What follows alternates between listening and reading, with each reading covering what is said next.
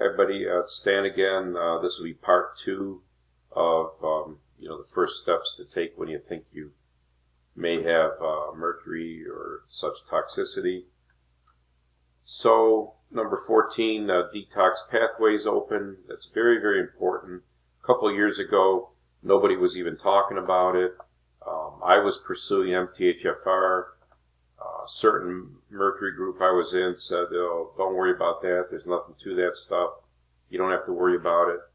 And now I know somebody for sure, and many people actually, that felt they've been harmed by trying to chelate with having blocked pathways. A friend, like I said, right now there's a woman that reached out to me, and she's in New Zealand, and that's exactly what brought her down as we talked about it. So very important. Don't overlook that. MTHFR has to do with the vitamin Bs. Okay, yeah, it's very simple to correct.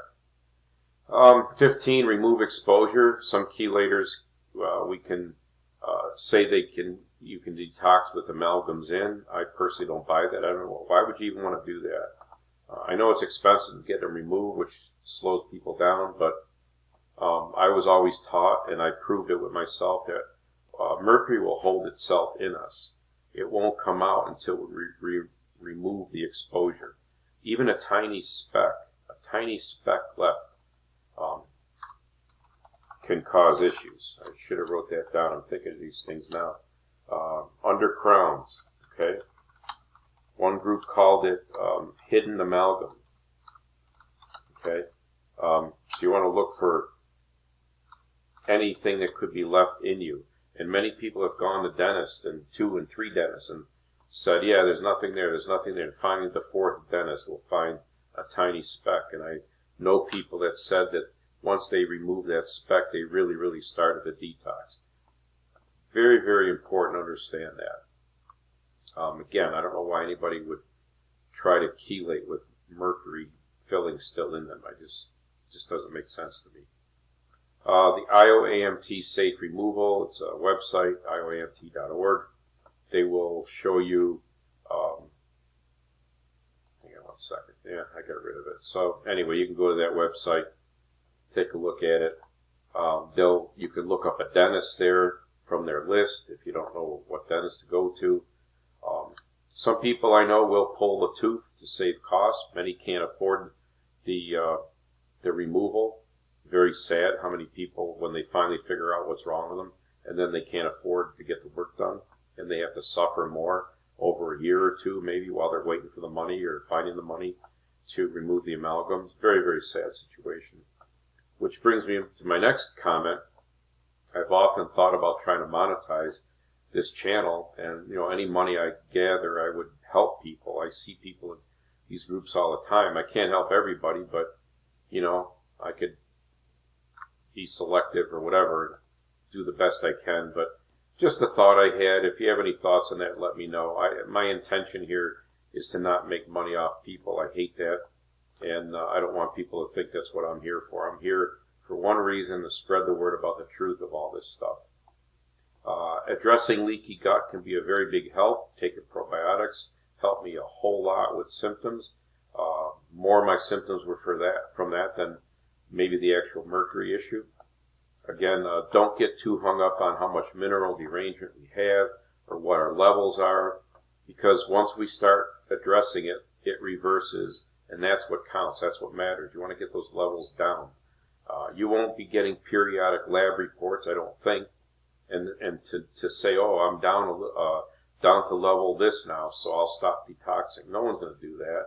No one has the money to keep getting hair tests done and or whatever other test you think you're going to do to check your levels. So just realize you have the levels and get the stuff out of you. Okay, focus on that.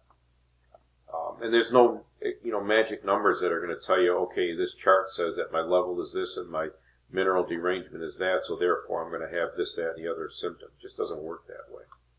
You can know that you're bad or less bad. That's about all it'll tell you. Dr. Cutler had a test for being fully detoxed, was taking a chelator for 6 months on rounds, and if you have no symptoms, you're okay. So there you go. That's a good example. It's like a real world brute force method of proving you're okay. It's not based on lab work. I mean, I don't want to I base my results on my feelings, not lab work right now. I use the lab work as a backup to help support what I'm feeling. We're all indoctrinated to think that data and levels and safe versus unsafe levels is all how we should judge things. And in my opinion, it's all nonsense, okay? You will see people in groups argue about levels, try to look like they're really smart and they know all these numbers and statistics and all that crap. But we have levels of chemicals in water and food right now, and are they harming us or not? And will we detox those levels or well or not? You know what I mean? It bothers me a lot about this level thing because it gets way too many people stuck on numbers and math when it's irrelevant. It's really irrelevant. You know, if you got this stuff in, you get it out. That's the bottom line. Mold, mycotoxins, Lyme, toxicity from mom. I already showed the triangle of those things in the first video. All important stuff to not overlook. If you just think you have Mercury and you also have these other issues, you're going to struggle detoxing. It's not a straightforward way out of it, but at least if you start by knowing you have heavy metals in you and getting them out, it'll get you on the right path. I don't know that you can go wrong by doing that, not knowing this other stuff, okay? Foods, diet, think about it, folks. Why are all these new diets out there? Non-GMO, celiac diet, gluten-free. Now there's a SIBO FODMAP diet, low FODMAP. Yes, eating better will reduce symptoms, like if you have thiol intolerance, but it's not the root cause. And it bothers me when I see people pushing the diet so much, or the medical system pushing the diet so much, because again, you're overlooking the root cause. You're overlooking the toxicity. You're overlooking the heavy metals. Okay? Definitely eat well will help you feel better, but it might not cure you. It may indirectly help you because by eating well and maybe you've got the right mix of things going on there that you're going to help yourself detox a little bit better. Yeah, that could turn out for sure. But it's not like a very specific way of getting well by not addressing heavy metals directly. Very important too is just learn how your body works. Learn more about your liver, about your kidneys, about your digestive system, so you can react to how you feel. You know, we're never taught all this stuff. Your liver not well gives certain symptoms.